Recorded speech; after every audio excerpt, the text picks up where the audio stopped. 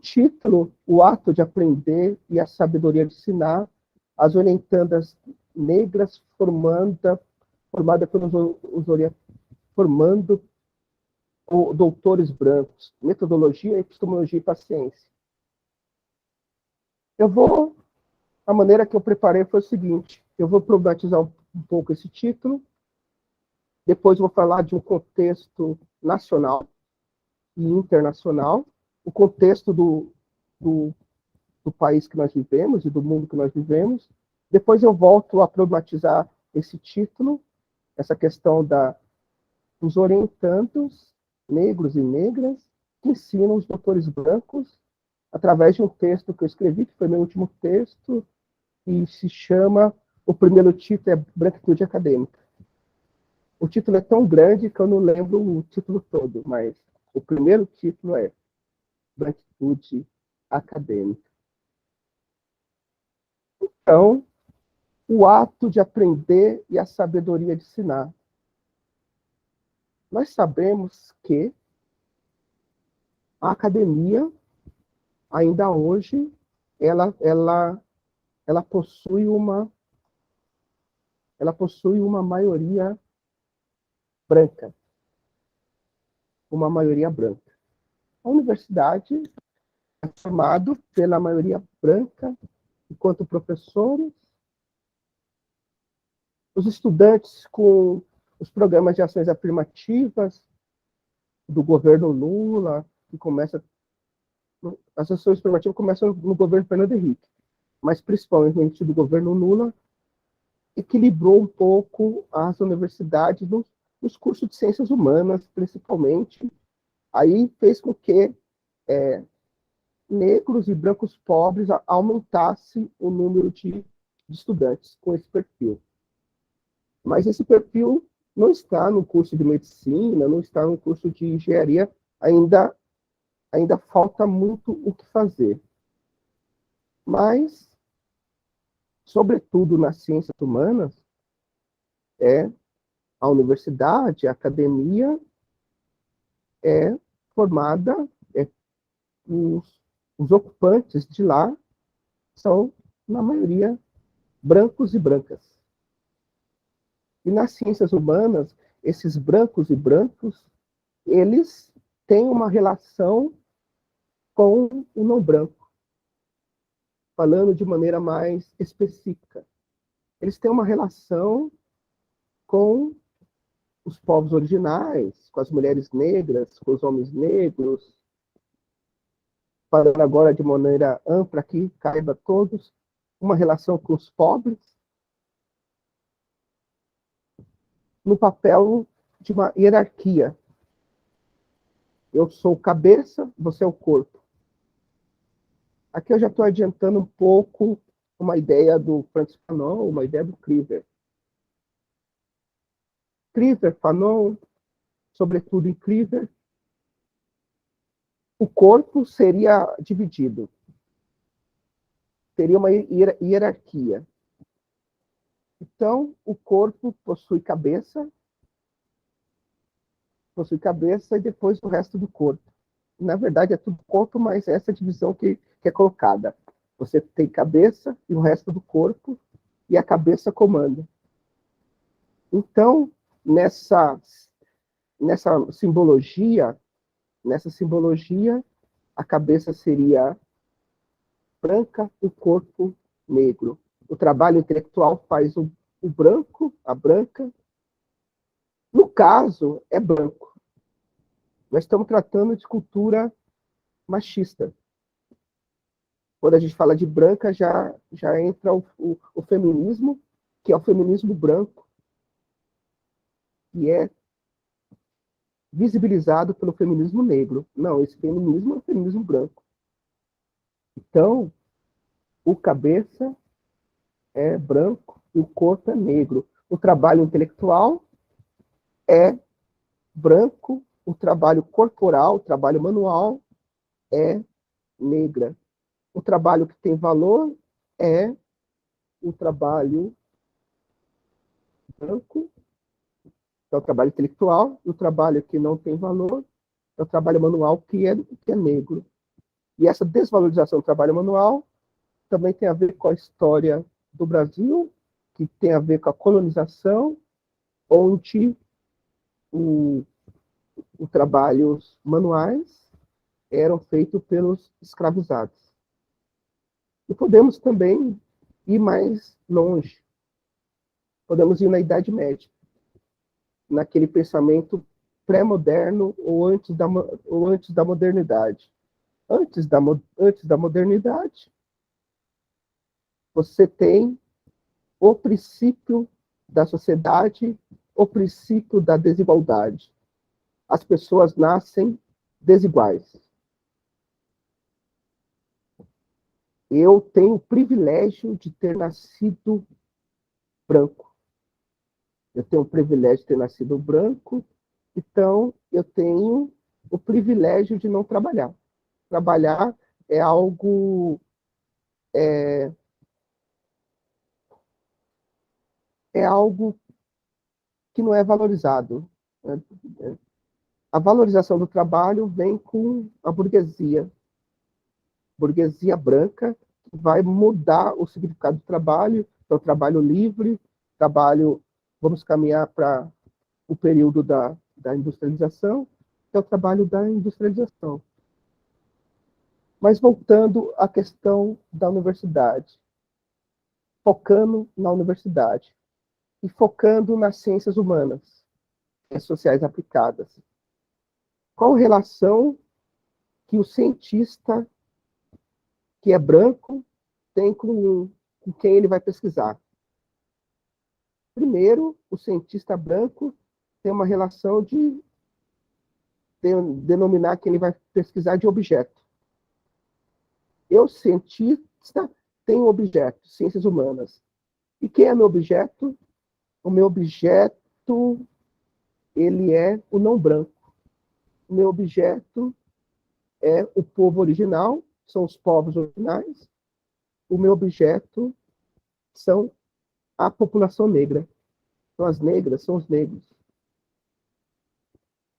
E objeto no sentido exatamente como a palavra quer dizer. O ser animado é objeto. Ele não é sujeito.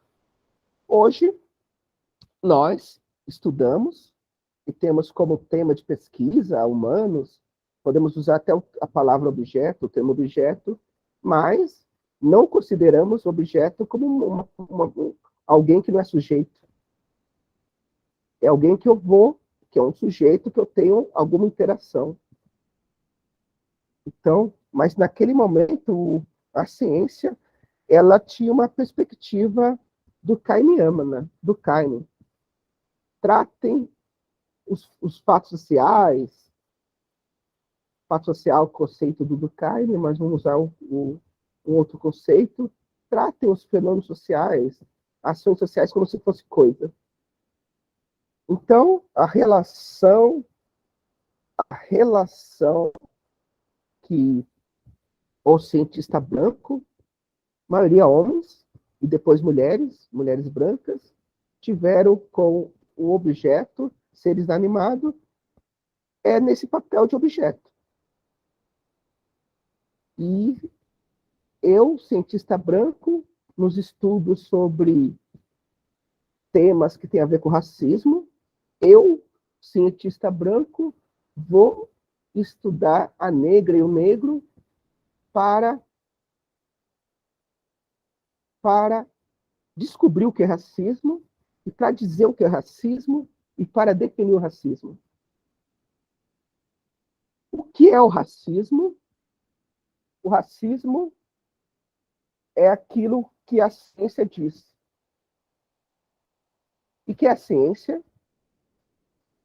A ciência é feita por cientistas. E quem são esses cientistas? Maioria homens brancos. Então, o racismo é aquilo que o homem branco, na sua maioria, e minoria mulheres, está dizendo. E como é que ele soube disso? Ele soube disso ao pesquisar o seu objeto nesse caso, o negro e a negra. Eu vou nas favelas, eu vou nas comunidades, sinônimo de favela, e alguns lugares utilizam isso como sinônimo de favela. Eu vou nas periferias, vamos encontrar com negros para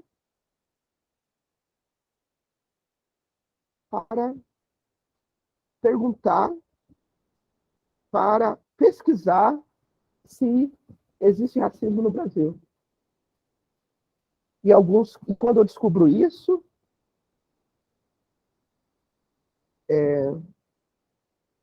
que descobre, por exemplo, um daqueles que descobre isso é a sociologia paulista, como se fosse uma descoberta. É o branco descobrindo. A sociologia paulista, vamos ampliar, vamos falar a analítica paulista. E essa analítica paulista, estou falando da Universidade de São Paulo. Mas eu também posso falar da universidade onde estudei em São Paulo, da PUC São Paulo. Então, os brancos dessa analítica paulista, vamos colocar Universidade de São Paulo, vamos colocar PUC, eles vão pesquisar as negras e os negros, e, por exemplo, Fresta Fernandes e seus orientandos, que são orientandos de Fresta Fernandes, sociólogo branco, que merece todo o nosso respeito. E aqui, eu só deixo o respeito para Fresta Fernandes, os outros vai ser difícil utilizar essa palavra que merece o nosso respeito na minha concepção pessoal. Então, Florestan Fernandes, intelectual branco, que orientou sociólogos importantes, como Fernando Henrique Cardoso, intelectual branco, sociólogo branco, como Ottaviani, sociólogo branco, que estudaram o negro e concluíram que existe racismo. A negra e o negro, existe racismo. Quem é que diz que tem racismo? O cientista. Quem é o cientista? O branco na academia. E nós temos esses intelectuais, esses, no caso, sociólogos, Florestan Fernandes, sociólogo, Ottaviani, sociólogo, Fernando Henrique, sociólogo, que estão formando uma escola paulista de interpretação no Brasil, que, como o próprio Florestan, ele apontava, para entender o Brasil, você tem que estudar o negro e você tem que estudar a questão da escravidão no Brasil, senão você não tem como compreender o Brasil. Isso ainda é verdade. Para entender o Brasil, você tem que estudar as pessoas que compõem esse território chamado Brasil. E os negros aqui estão. Nós temos que estudar também os povos originais, não podemos esquecer dos povos originais. Mas, nesse momento, os povos originais não estão sendo tratados, não por eles. Então, é o cientista branco que está aprendendo, está ensinando sobre racismo. Só que antes de ensinar, ele aprendeu.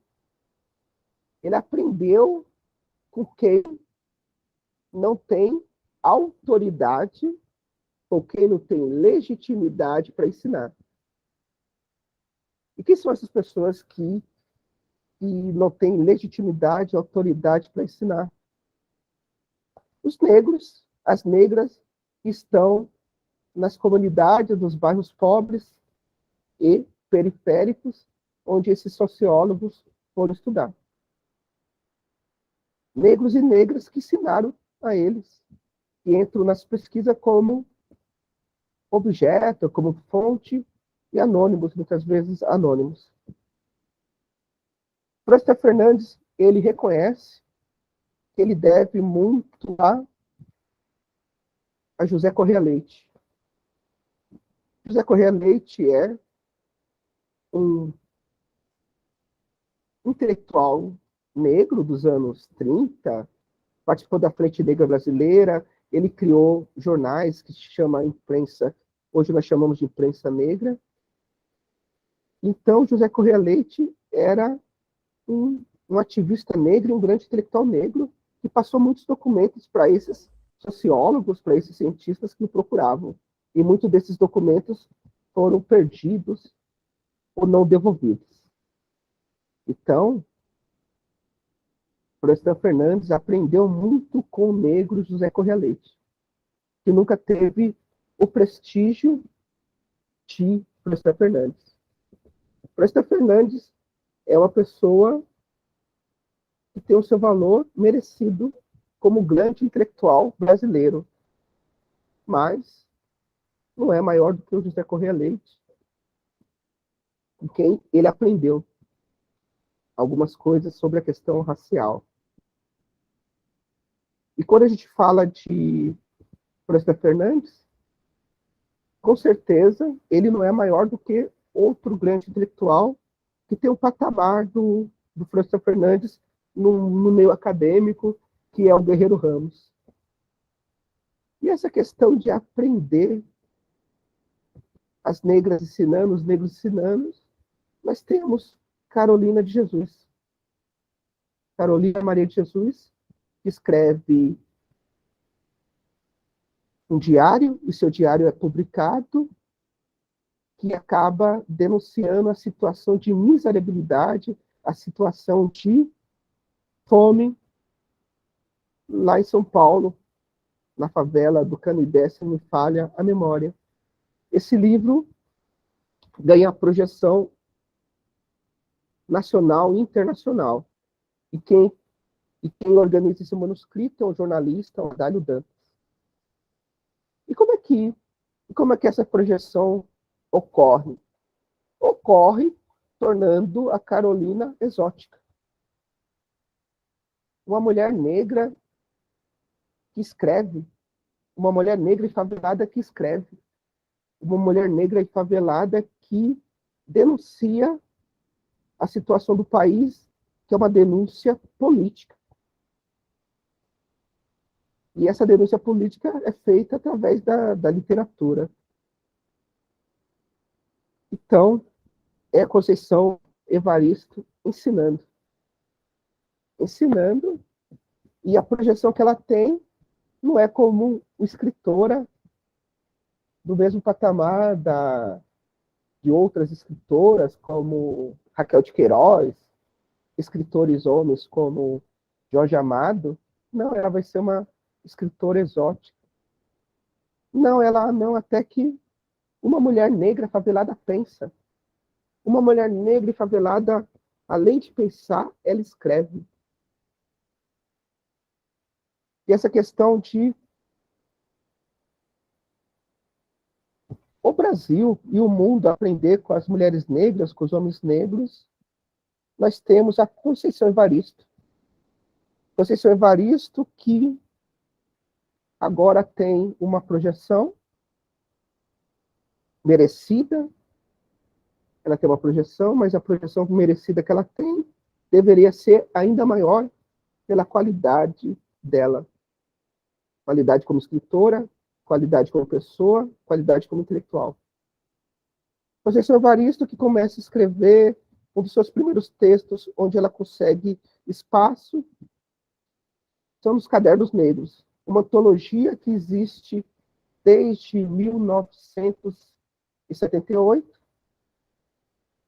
que foi organizada primeiramente pelo Cult, que é um dos maiores escritores brasileiros de todos os tempos, os maiores escritores mundiais, que desde os anos 80 passa a ser liderado pelo Grupo Quilombo hoje, e o Grupo Quilombo hoje é liderado praticamente por duas pessoas, Esmeralda Ribeiro e Márcio Barbosa. E na hora que eles vão organizar, mais pessoas se unem para colaborarem. Mas desde os anos 80, quem está com o encargo de fazer com que um livro de 1978 passem a ser publicados sem fim, não, sem interrupção até hoje, até o ano de 2021. Nós teremos outra edição agora em 2022. Geralmente a edição antes da pandemia era em dezembro.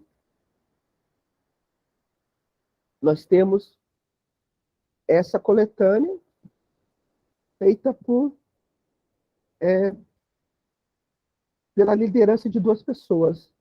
E no mundo, nós não conhecemos uma iniciativa dessa. Uma iniciativa de uma publicação que tem mais de 44 volumes, tem mais de 43 com certeza. Sem interrupção. E nessa produção, que é uma produção negra, e de autoria negra, porque hoje tem a discussão de produção negra, de autoria não negra, tem essa discussão. Existe desde 1978. Então, nós temos que Conceição Evaristo, ela encontrou um dos primeiros espaços para escrever, foi lá. Aí nós tivemos a Academia Brasileira de Letras, onde, pelo nome, pressupunha que entravam escritores. E lá está até jornalista de direita. Se não me engano, estava até médicos, juristas, e cada vez menos escritores. E mesmo com toda a pressão que houve, a Conceição Evaristo ainda não entrou na Academia Brasileira de Letras. É evidente que ela vai entrar, mas quem entrou no lugar dela foi o Cacá Diegues, cineasta. Cacá Diegues é cineasta. E um dos filmes que o Cacá Diegues fez foi um filme sobre favela. Um filme onde ele retrata os negros da favela.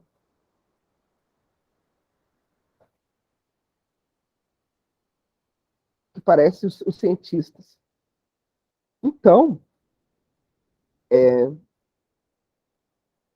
e a Conceição Evaristo também, já em entrevista, diz o seguinte: por que vocês me deixaram envelhecer para começarem a me reconhecer? Conceição Evaristo, que tem toda uma trajetória, passa a ter reconhecimento na velhice. Aí você tem a Conceição e você invisibiliza as pessoas do mesmo patamar da Conceição. Esmeralda Ribeiro, Cristiano Sobral, Kut, Márcio Barbosa. Eles pegam uma pessoa, escolhem uma pessoa para invisibilizar todas as outras pessoas negras com o mesmo valor. Conceição Evaristo, vamos agora falar também da Esmeralda Ribeiro. Esmeralda Ribeiro, junto com Márcio Barbosa, ela organiza os Cadernos Negros, é uma escritora, poeta e escreve também contos, e está aí há muito tempo e ainda não tem essa projeção merecida. Ela ensinou muito ao Brasil e ao mundo, e provavelmente uma grande editora, quando tem que escrever sobre poesia negra, vai ser organizado por um pesquisador branco de literatura. Então, os negros ensinam e são deixados de lado. E depois a gente vai ver o porquê que isso acontece. O porquê que isso acontece. E nós sabemos, vocês sabem, todos vocês provavelmente já estão na graduação, caminhando agora para o mestrado e doutorado, que as negras e os negros, as negras, os povos originais, LGBTQIA+, eles têm discutido pautas na academia, têm tensionado os currículos da academia. Principalmente depois das políticas de ações afirmativas, sobretudo pós-governo Lula. Então, realmente, as negras e os negros estão cientes que eles ensinam na academia e estão criticando seus professores brancos e professores negros, e, de repente, só tratam de uma bibliografia eurocêntrica, uma bibliografia brancocêntrica. Ótimo isso é importante, esse questionamento.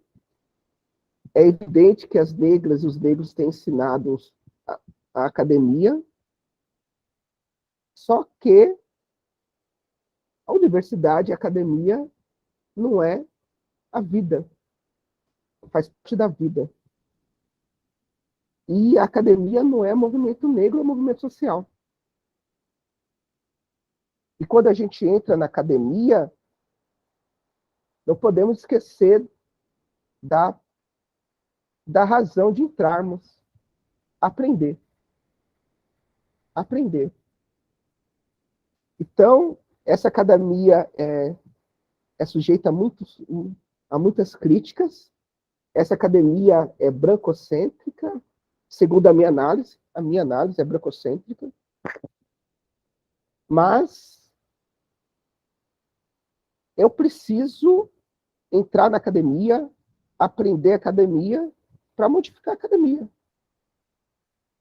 Modificar a academia pelo conhecimento e não pela ignorância. O que eu quero dizer, com outras palavras, na medida que vocês entram na academia, e vocês já entraram e vão entrar no mestrado e doutorado, vocês têm que aprender o que foi ensinado. E vocês vão passar e vocês vão praticar, e vocês vão impor as tensões, que é discussão de currículo. Mas você tem que aprender também o currículo que lá existe. Porque vocês entraram lá para aprender, e a academia é esta. Porque senão vocês estarão questionando através da ignorância. Usando outro exemplo. Eu nem sei andar de bicicleta e já quero dar piruetas. Então, é evidente, é um fato que nós estamos ensinando, mas na medida que eu estou na academia, eu tenho que aprender o que está lá. E na medida que vocês entram, que nós entramos, é importante, é isso que nós precisamos que a academia se torne brasileira. E para a academia se tornar brasileira, tem que ter os povos originários, os povos negros, em grande quantidade. Aí a academia vai estar mudando. Aliás, já está mudando. O que eu estou chamando a atenção porque também tem uma postura de uma arrogância ignorante. Eu estou criticando a arrogância ignorante. Eu aprendi nos movimentos sociais e trato a academia como se fosse um movimento social. A academia não é movimento social. Academia é academia, movimento social é movimento social. Esse é um exemplo. Eu aprendi na minha experiência de vida e eu quero impor na academia. Então, ao entrar na academia, não esqueçam do óbvio. O óbvio é aprender. E é evidente que nós também ensinamos, vocês também estão ensinando. Mas não esqueçam de aprender. E uma das coisas que nós temos que aprender, o que é academia. O que é academia? Antes de criticar a academia, preciso entender o que é academia. Antes de criticar o currículo, entender o que é o currículo. Quais são as forças socioeconômicas, políticas, culturais que fazem o currículo e internacionais. Antes de criticar, estou falando a crítica através daquela arrogância arrogância a partir da ignorância. O que é educação? E, antes de criticar, nós temos que saber o que é alienação. O que é alienação? Alienação é um conceito que pode ter alguns significados, mas aqui eu estou querendo dar um significado de que aquilo que existe no mundo foi feito por nós todos, nós enquanto gênero humano, eu não reconheço aquilo como meu. Eu estou usando o exemplo da academia. Na academia nós temos a mais alta função. E qual é a mais alta função da academia? Em termos de função administrativa e de prestígio, é a função de reitor. O reitor de uma universidade pública, de qualquer universidade que tenha reitor, também a privada, a maioria são brancos e brancas. Eu, negro e negra da periferia, agora que eu estou conseguindo entrar na universidade, não consigo enxergar que todo o espaço da universidade me pertence. Sou eu. Eu enquanto negro, eu enquanto negra, eu enquanto população indígena. Alienação. Alienação também nos invisibiliza, nos esconde de enxergar que tudo que existe no mundo é pauta negra. Todos os temas, todos nos interessam enquanto negros e negras. Não necessariamente o escaninho onde vai tratar de racismo, de negro, e no meu caso, branquitude. Branquitude e negritude. Todos os temas, inclusive temas que não necessariamente têm relação com raça, é nosso. Agora vamos nos remeter a Frantz Fanon. Tudo que é do mundo é nosso.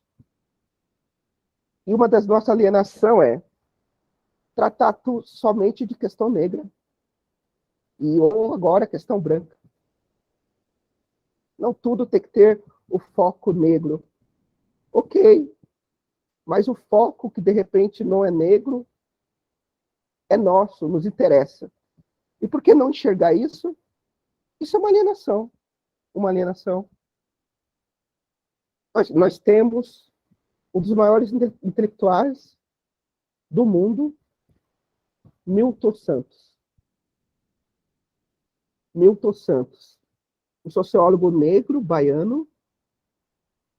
Muitos de vocês estão aí na Bahia. Muitos de vocês, eu acho que estão aí em Salvador. Nesse instante, eu estou no Ceará. Estou no Ceará, no interior do Ceará. Milton Santos, um dos maiores intelectuais do mundo, convidado para falar de quilombo. Milton Santos não trata de quilombo, ele naquele momento estava tratando de globalização. E ele foi falar porque ele não trata de quilombo, sendo um dos grandes intelectuais que existiu, ainda existe nas suas obras, acabou falando porque não trata de quilombo e não nos deu umas aulas até de quilombo. Milton Santos, convidado para escrever em alguns jornais sobre questão negra. Ele recusou, porque estão lhe dando um lugar específico. Vamos tratar da política. Foi eleito o presidente Luiz Inácio Lula da Silva. Que ótimo, eu votei nele, eu sou de esquerda, que ótimo. Ele colaborou para tirar do poder, que ainda está, mas vai sair daqui a um mês, esse presidente, que eu chamo de branquitude acrítica, depois vou falar o que é branquitude acrítica, esse presidente que é um branco de ultradireita. Ultradireita ou extrema-direita. Extrema-direita, exemplos de extrema-direita são grupos fascistas, nazistas, Ku Klux Klan. Esse é o perfil da ultradireita. Então, esse presidente Luiz Inácio Lula da Silva, que merece os nossos parabéns e nosso reconhecimento.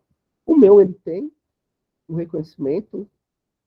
É uma pessoa importantíssima, é uma pessoa valiosa, não só para o Brasil como para o mundo, e o seu valor é merecido.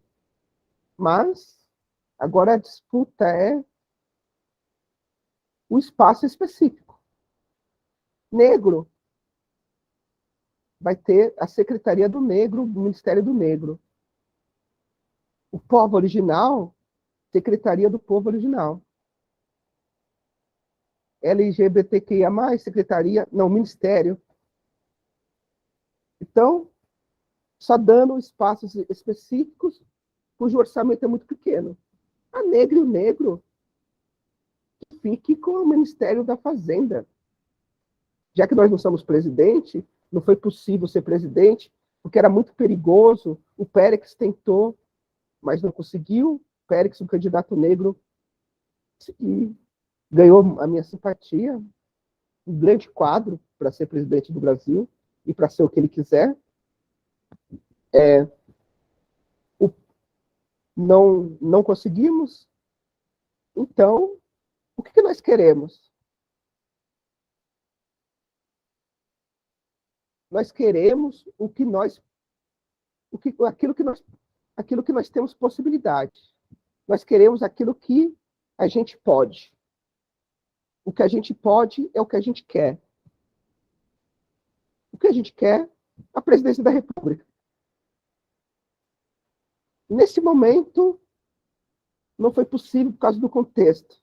A única pessoa que era possível derrotar esse atual presidente derrotado, já ficou evidente que era o Luiz Inácio Lula da Silva. Ok. Então, esse cargo já está ocupado. O que nós queremos? O Ministério da Fazenda. Nós queremos os principais ministérios. Deixa para o branco o Ministério da Igualdade Racial e deixa para o branco o Ministério dos Povos Originais. E deixa para os povos originais e para os negros a negros todos os outros ministérios. Por quê? A Nilma, é óbvio, a Nilma no Ministério da Educação. É muito óbvio. Deixa a Nilma no Ministério, na Casa Civil. Porque a Nilma no Ministério da Educação não é nem desafio. É muito óbvio. É muito óbvio. Coloque a Nilma no ministério mais importante, que é a Casa Civil. Nós não enxergamos isso. Também a Sônia, ela pode ser da Casa Civil, pode ser da Economia, não precisa ser só agricultura. Eu daria 2 ministérios para os brancos, o resto para as negras e os negros. Silvio de Almeida também pode ser o que ele quiser. Ele poderia ser presidente, mas já está ocupado, então vai para a economia. E justiça é muito óbvio, ele que vai para o STF. O Silvio de Almeida que vai para o STF. Depois sai do STF para concorrer à presidência do Brasil, mas antes dele, que concorra a Vilma Reis. Então, alienação. A alienação nos impede de enxergar que tudo que nos interessa, que tudo que é do mundo nos interessa. Nós, enquanto negros, não só o que se chama de negro ou negra, que nos impõe, e no caso aí de ministério, é um baixo orçamento. Baixo orçamento. Acho que a Carla Cotirene no Ministério da Mulher também é muito óbvio. A Carla tinha que ser presidente, já está ocupado, coloca a Carla para... O Ministério da Mulher para a Carla ela não vai ter nenhuma dificuldade. A Carla tem que usar esse potencial. Casa Civil para Carla Cotirene, economia, o que ela quiser. Da mulher é muito fácil para Carla Cotirene.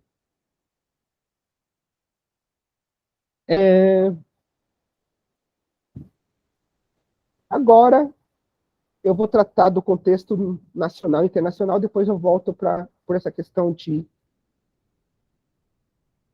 orientandos negras, negros, ensinando os brancos.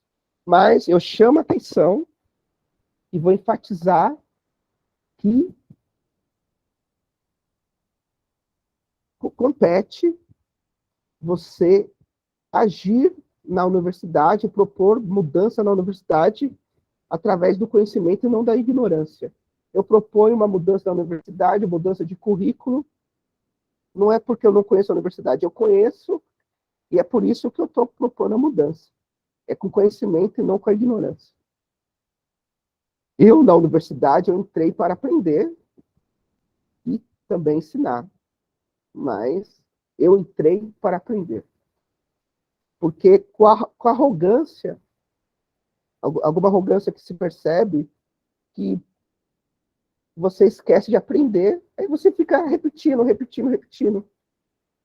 Você veio do movimento social, por exemplo, e sai da universidade, movimento social, como se não tivesse absorvido nada da universidade. Então, você entrou por quê na universidade? Só para carimbar o que você já sabe? Atenção. Atenção quando nós estamos apenas carimbando o que nós já sabemos. Se algo está me incomodando, está mexendo com a minha cabeça, eu fujo para buscar paz naquilo que eu já estou confortável. Quem tem feito isso é a ultradireita. Não façamos isso, que é um pensamento dogmático. O contexto que nós vivemos nesse instante é o mundo pós-Trump. O que é esse mundo pós-Trump? É o mundo da branquitude acrítica. Esse conceito de branquitude acrítica que a professora Carla Cotirene, a intelectual Carla Cotirene é tanta coisa, é uma pessoa que merece todo o nosso respeito. Se ela quiser que seja presidente, que nós queremos, né? Mas que ela queira também.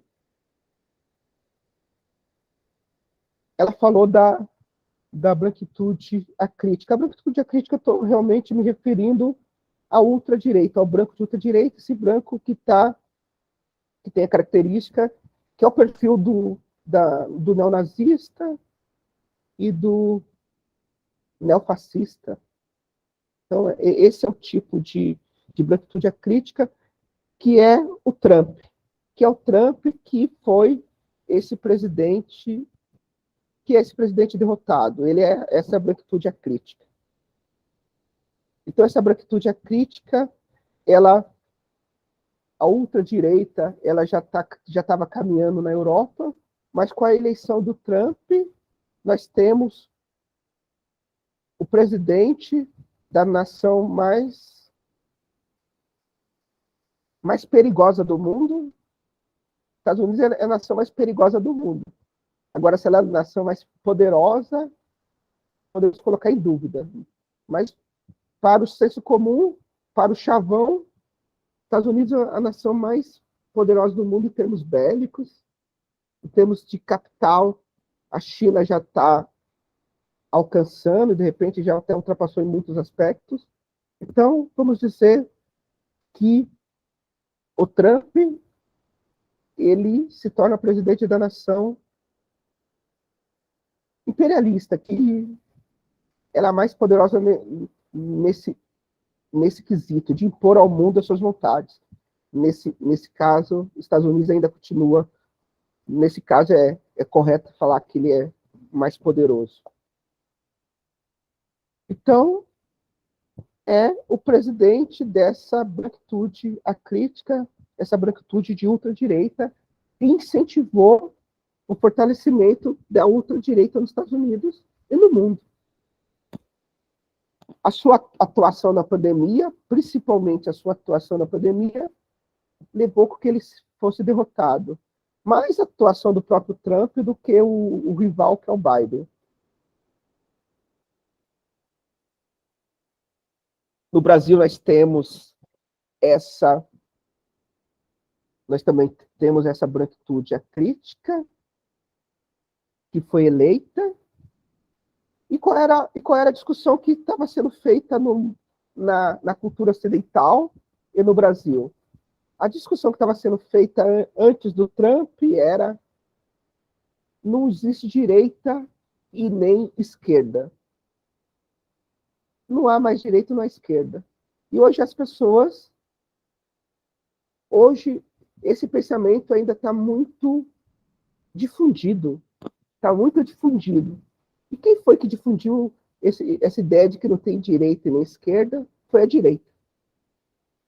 Porque a direita é aquela que colabora, que luta para que se mantenha a desigualdade, ou, se tiver de reduzir a desigualdade o mínimo possível, e a desigualdade só vai ser reduzida, só vai ser pauta de ser reduzida na Constituição da direita, se isso afetá-los. Ou seja, dizendo por outras palavras, se a desigualdade levar à morte de algum rico, de algum filho de algum rico. É onde a direita,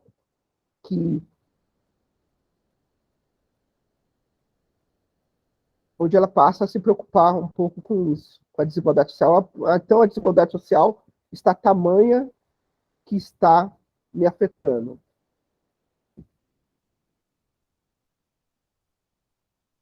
Com a ultradireita trazendo para o Brasil, a ultradireita, ela diz o seguinte: eu sou direita, eu não sou ultradireita. E os jornalistas dizem,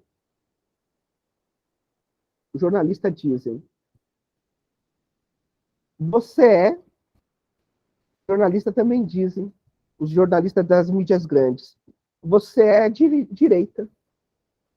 E por que o jornalista da mídia grande diz que a ultradireita, que é esse presidente derrotado, ele é direita e não ultradireita? Porque a ultradireita você associa a Adolf Hitler. A ultradireita você associa ao Mussolini, personagens da história nefastos. E se o jornalista dizer isso todos os dias, ele vai ser processado. E esse processo pode cair na mão de um juiz que foi escolhido por esse presidente. Então, e por que os jornalistas não usam, os jornalistas brasileiros não usam o termo ultradireita? Porque se usasse o termo ultradireita, não tinha como analisar a gestão desse presidente derrotado durante esses 4 anos. Essa prática dele de indiferença com a vida do pobre, essa prática dele de indiferença com a vida do negro, de prática racista, prática machista, prática... É uma característica da ultradireita. Aí a mídia acaba analisando ele como direita, porque ele diz que é direita, ele diz isso com propósito, para não se revelar como ultradireita, ele diz isso com propósito. Então, isso possibilita que jornais da mídia tradicional possam comentá-lo, como se as ações dele fossem ações de uma direita.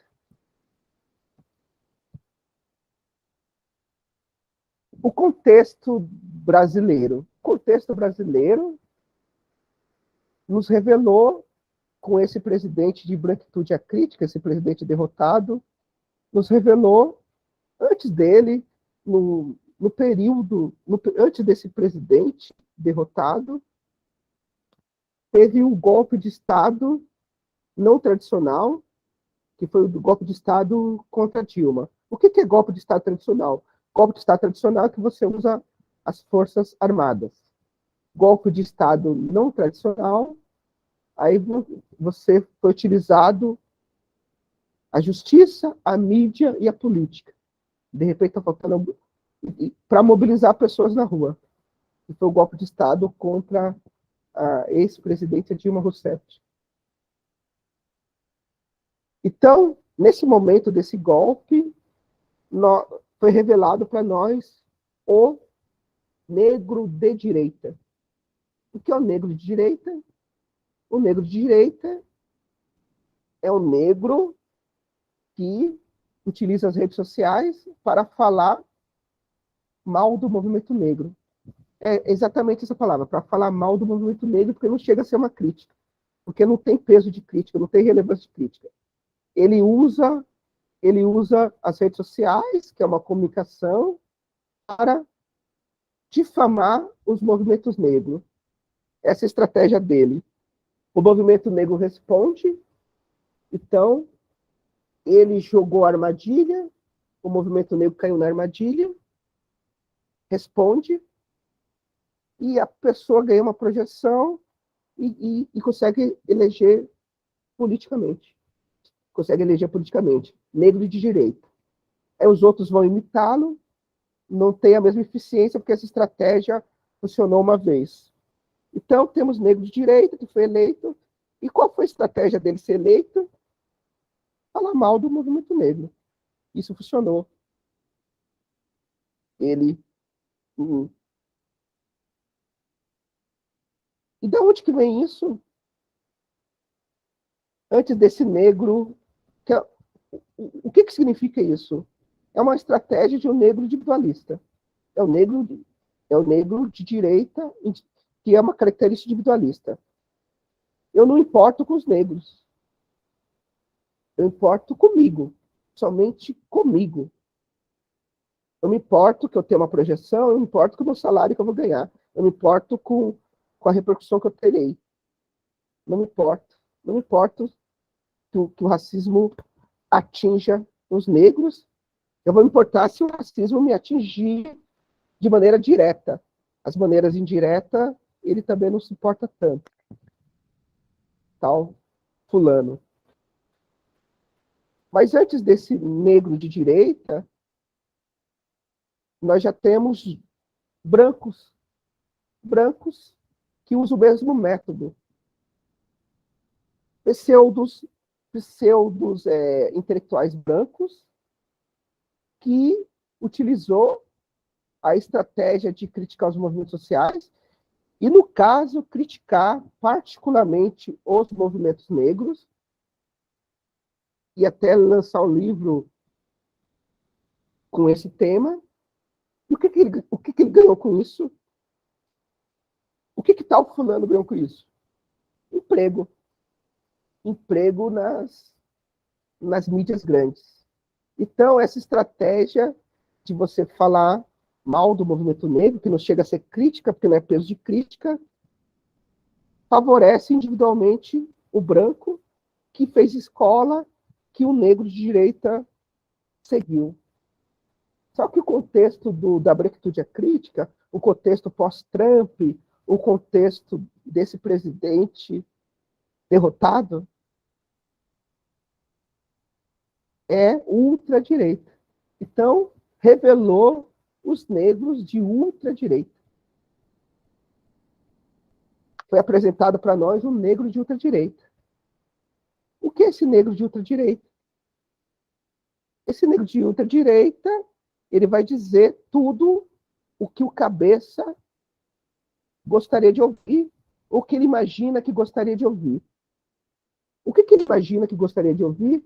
Ele imagina, esse negro de ultradireita imagina que o cabeça, que é branco, que é o presidente, gostaria de ouvir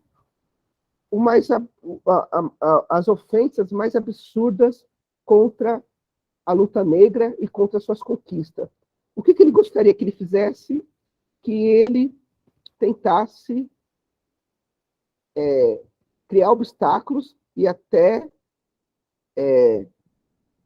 acabar, quando possível, com a conquista dos movimentos negros. O que ele é? Ele é um individualista. O que ele ganha com isso? Ele ganha o salário dele,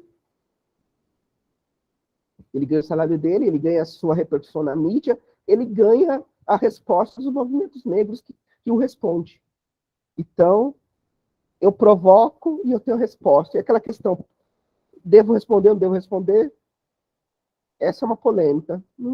Tem momentos que sim, tem momentos que não, mas essa é uma polêmica, mas é um fato. A resposta sempre favorece a ultradireita, porque esse é o jogo dele, essa é a estratégia deles. Mas quem é cabeça? Para que serve esse negro de ultradireita? Serve para esconder o cabeça, que é o branco de ultradireita. E qual era o objetivo desse negro de ultradireita? O objetivo era que ele fosse eleito. E foi uma pessoa míope, não foi eleito. Tinha uma análise tão curta que era melhor que ele saísse como deputado federal, deputado estadual, já sai como deputado federal e não foi eleito. E será que o tal presidente branco de ultradireita ia colaborar na sua campanha? Não, isso não ocorreu. O mundo que nós estamos vivendo nesse contexto de ultradireita é o contexto das big techs, ou seja, é o contexto da tecnologia da informação. Dizendo com outras palavras que vocês melhor entendem do que eu. É o contexto de eu ser um youtuber. É o contexto de eu usar o Instagram, de eu usar o youtuber, de eu ser uma televisão. Quem é televisão? Eu. Eu sou televisão. É o contexto em que a ignorância é valorizada. Eu sou ignorante, eu não sei nada, e o presidente Lula vem conversar comigo, devido a esse poder que eu já ganhei. E nessas mídias, fruto da tecnologia da informação, se propagou e se projetou à direita. Tanto os brancos de direita quanto os negros de direita. Então, esse mundo também é um mundo das mídias não tradicionais, youtubers da vida, Instagram, onde se propagou também o pensamento da ultradireita. Só que também tem outro lado. É um mundo onde o ativismo negro, artistas, também tiveram possibilidade de mostrar o seu trabalho, onde a esquerda também teve possibilidade de mostrar o seu trabalho. Mas é notório que a direita e outra direita soube utilizar esse mecanismo de maneira mais eficiente do que a esquerda, e a esquerda ainda está aprendendo. E quais são um dos métodos a ser utilizado? Um dos métodos a ser utilizado é a mentira, é a antiética. A política já tem antiética quando a gente pensa na análise do Maquiavel naquele livro O Príncipe. Mas se a gente pensar numa análise anterior, que é a análise do Aristóteles, a política deve servir para o bem comum, para o bem da polis, para o bem da sociedade. Mas a política, o que ela acaba sendo na realidade, é o que Maquiavel acabou tratando no livro Príncipe. É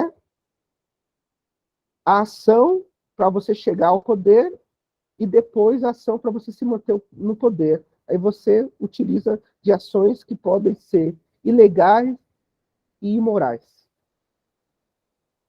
e antiéticas.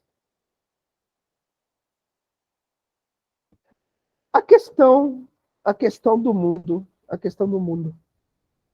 E nessa questão do mundo, nós temos os Estados Unidos, que é um país imperialista, que atrapalha o desenvolvimento dos outros. atrapalha o desenvolvimento do continente africano, atrapalha o desenvolvimento da América Latina, atrapalha o desenvolvimento da Ásia. Os Estados Unidos, que se coloca no mundo de uma maneira unipolar. Unipolar.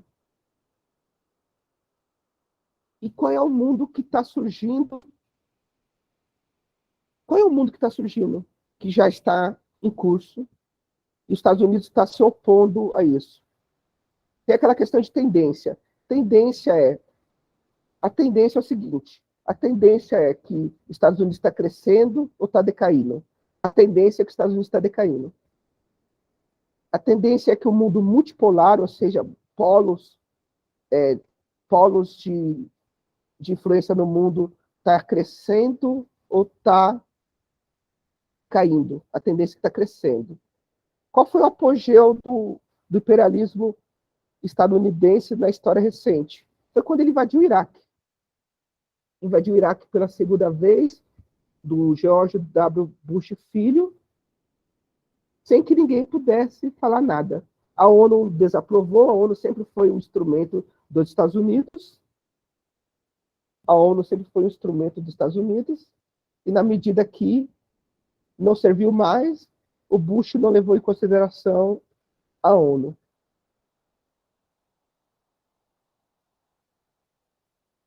Então, a tendência em crescimento é o mundo multipolar.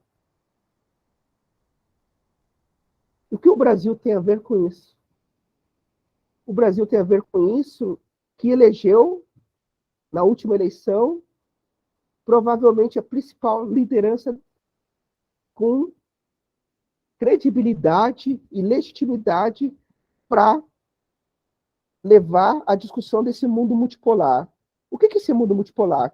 De que eu estou falando? Estou falando do Luiz Inácio Lula da Silva. Luiz Inácio Lula da Silva, agora, é o líder mundial de maior prestígio. Eu ia ser redundante, mas falarei. Luiz Inácio Lula da Silva é o líder de maior prestígio em todas as partes do globo. É o líder de maior prestígio. Esses são os líderes poderosos. Biden, que já se mostra um presidente fraco, que pode perder a eleição para o Trump, se o Trump concorrer.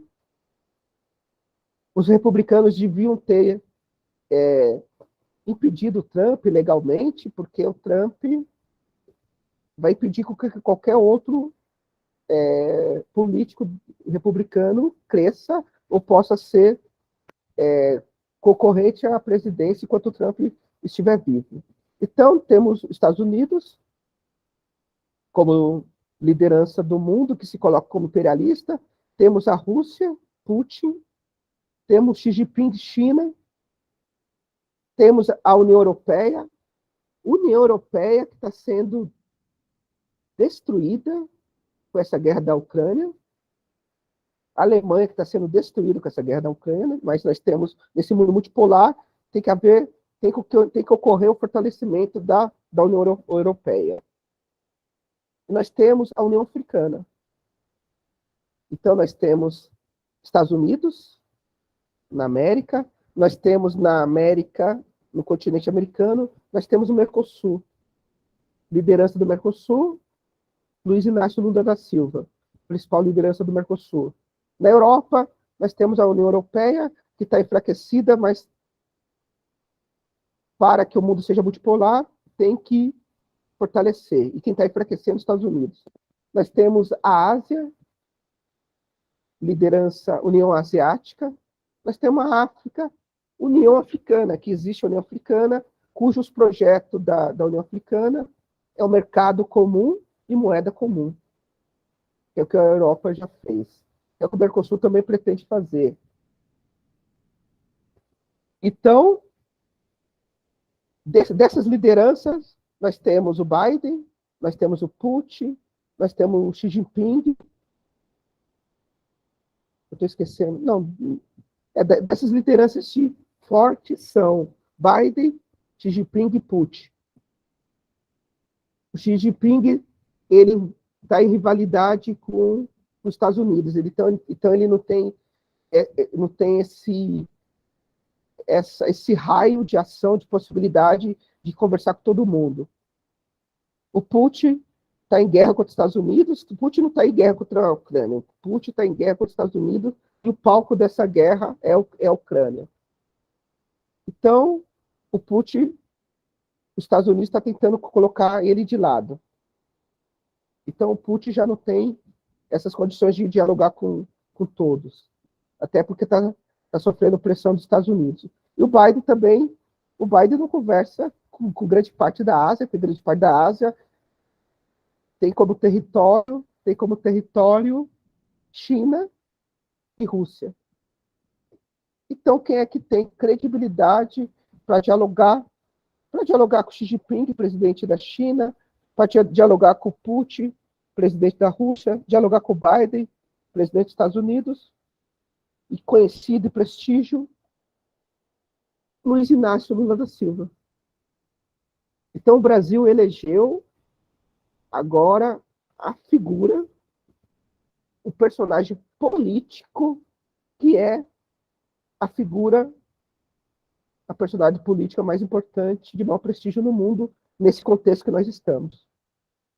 Lula agora é uma das pessoas mais poderosas do mundo.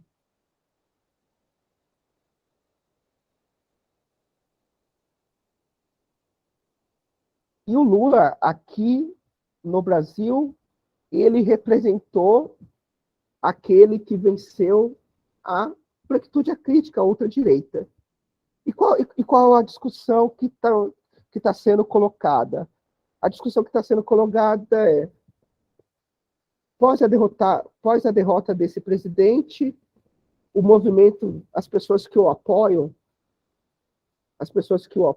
eu particularmente não cito o nome desse presidente, porque eu cito nomes de Curti, de Cristiano Sobral, de Carolina de Jesus. Eu cito o nome de pessoas incríveis e da minha boca não vou citar o nome de tal figura. Então, você já deve ter percebido que eu não cito o nome de tal fulano. Então, a questão que ficou é, com a derrota desse presidente, os seus seguidores que mantêm seu nome, eles vão deixar de existir? O prognóstico, a hipótese, é que não vão deixar de existir, mas tende a enfraquecer, porque ele não está na presidência da República. Mas uma das discussões que estão sendo feitas, isso é a minha análise, mas a discussão que estão sendo feita por outros intelectuais é a seguinte: não, esse movimento desse presidente, movimento que, segundo um sociólogo francês, pode chamar de antimovimento. Esse movimento seria MST, essa ultradireita seria antimovimento. Mas vamos colocar entre aspas, esse movimento com o nome desse presidente, ele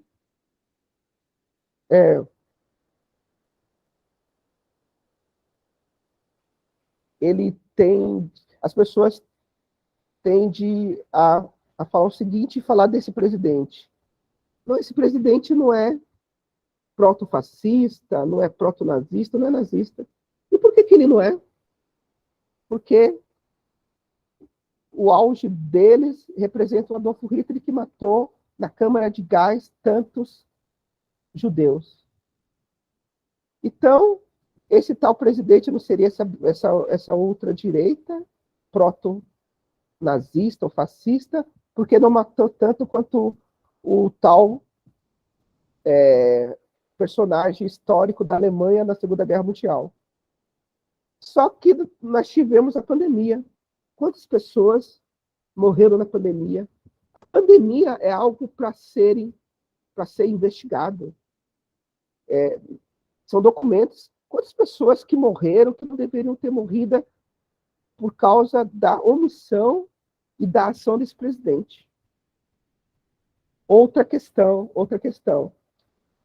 As pessoas não morreram na câmara de gás, nós não vimos um negro assassinado no carro policial que jogou como se fosse câmara de gás.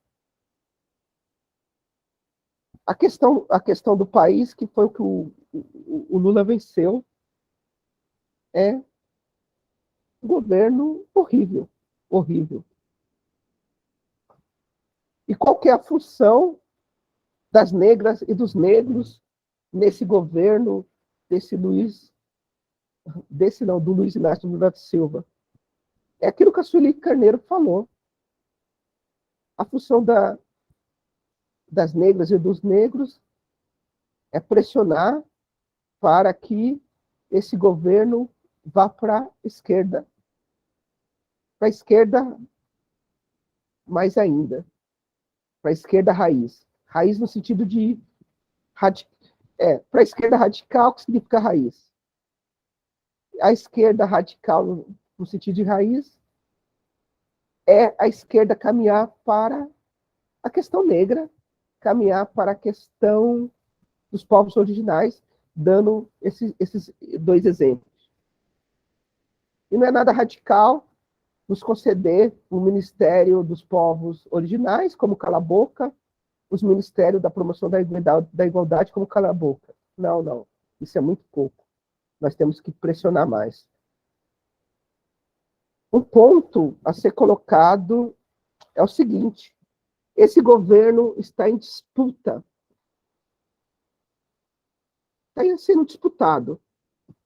E os brancos da burguesia, os brancos ricos, os brancos empresários, já estão colocando as suas cartas, já têm os seus ministros, já estão tentando impor seu ministro. Cabe aos movimentos sociais, nós temos que pressionar, nós temos que disputar para que nós não fiquemos apenas com espaços específicos, que é o que o Lula, o presidente Lula já nos prometeu, e como se isso fosse suficiente. Mas, obviamente, se nós pressionarmos o presidente, se nós entrarmos nessa disputa para valer, nós conseguiremos mais. O que é conseguir mais? Conseguir mais é conseguir tudo. Tudo já não é possível nesse momento. Então, não é possível a presidência negra, porque o Lula venceu, e somente era possível ele vencer essa branquitude crítica, esse branco da outra direita. Queremos a Casa Civil, queremos a educação, queremos a economia, queremos todos os espaços. Porque os brancos ocuparam esses espaços o tempo todo no decorrer da história. Então, essa é uma contextualização que eu fiz. Agora eu vou focar novamente na questão dos orientandos negros, essa questão da academia das negras e dos negros formando os brancos cientistas. E para isso eu vou tratar um pouco do artigo que eu escrevi. Eu vou ler algumas partes, alguns trechos, ok? Eu acho que eu vou ler alguns pontos fundamentais. Vocês estão me ouvindo bem? O áudio tá bom? Sim. Ok. Acho que eu vou por aqui. Os brancos sempre estudaram o negro. Os brancos sempre estudaram o negro.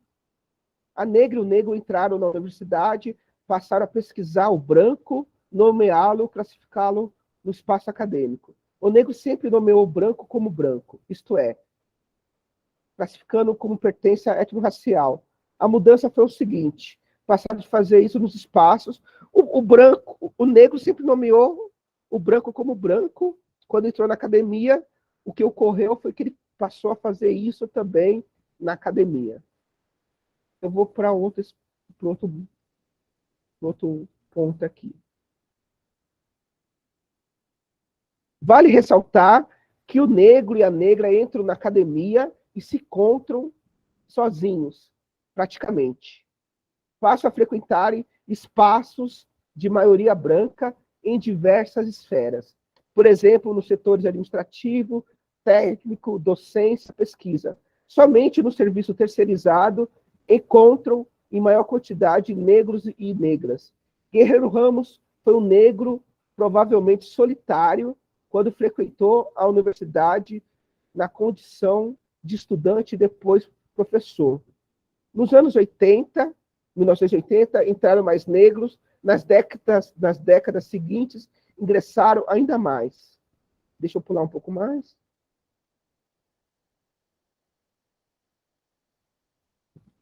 Porém, no espaço de produção do conhecimento, principalmente por causa das conquistas do movimento negro, podemos considerar que já conseguimos tensionar o racismo institucional. Racismo institucional é o racismo da instituição universidade, quando eu estou falando da universidade. Se é uma indústria, racismo institucional na indústria.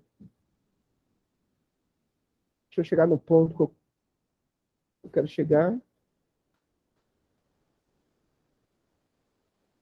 Esse é o ponto que eu quero chegar. No primeiro momento, a negra e o negro eram formados pelos orientadores brancos e brancas. No segundo período, já existem orientadores brancos e negros e outros. Desde 1990, a produção acadêmica negra sobre a epistemologia negra, a produção acadêmica sobre o negro e também sobre o branco, é o que a gente tem produzido mais, tem se consolidado. Então, os pesquisadores negros e negras sobre a questão da epistemologia negra, temas negros e temas sobre branquitude, isso já é consolidado. Existem trabalhos e produção de conhecimentos excelentes. Nessa pauta, na pauta que tem a ver com, na pauta sobre a questão negra, nessa pauta, o negro e o negro se tornaram os maiores especialistas. Os negros, sobre a pauta negra, a partir dos anos 90, se tornaram os maiores especialistas. Em regra. Isso em regra. Inclusive, os orientadores brancos aprenderam sobre a questão negra e a respeito do continente africano quando exerceram a função profissional de orientar jovens e velhos pesquisadores negros e negras. Então, muitos desses professores consolidados na academia, com pesquisa sobre negro, aprenderam isso com os orientadores, com os orientandos e orientandas negros, jovens e idosos, negros e negras. Aprenderam, é um crédito que a intelectualidade negra possui, que nunca é verbalizada, reconhecida. Qual orientador? Questão. Qual orientador branco que não foi muitas vezes orientado pelos orientandos negros? Qual orientador branco que não aprendeu muito a respeito sobre aquilo que seria o seu tema de pesquisa principal com os orientandos negros? Agora eu pergunto, qual orientador branco que aprendeu com o negro que revelou isso? Que revela isso? Agora é capaz de revelar um pouquinho, mas dependendo de uma entrevista, mas a questão é outra. A inteligência negra chega na academia, passa a disputar os mercados pertencentes aos brancos. A questão é a seguinte, os negros estão disputando o mercado que eram pertencentes aos brancos. E nessa questão negra, os negros e as negras são melhores. Quem é melhor do que a mulher negra sobre feminismo? E isso eu estou falando de feminismo de maneira geral, porque quando elas tratam do feminismo negro, ela está criticando o feminismo que se colocava como universal, mas é um feminismo branco. Só que quando uma intelectual negra vai disputar com uma intelectual branca, ela perde. E por que perde? Porque os brancos fazem o que a Cida Bento chamou de pacto narcísico para preservação do mercado e, nesse caso, preservação do emprego. Então, essa questão eu estou colocando, nesse momento, E estou colocando como aspecto econômico. Os negros são barrados por causa do aspecto econômico. Se tornou melhor e o negro vai perder o emprego, o branco vai perder o emprego para o negro e a negra. As brancas feministas, na disputa com as mulheres negras sobre essa questão, perderão numa disputa justa. E como é que ganha? Com uma disputa injusta. Diante disso, ante o provável prejuízo econômico de prestígio, o branco se protege. Então, ele faz o pacto narcísico. Então, o branco vai continuar sendo aquele que vai falar sobre tudo, inclusive sobre o negro e a negra. O branco fala sobre tudo, inclusive o negro e a negra. E se a gente não romper com a alienação, a gente não percebe que tem que falar sobre tudo, inclusive sobre negro e a negra e os brancos.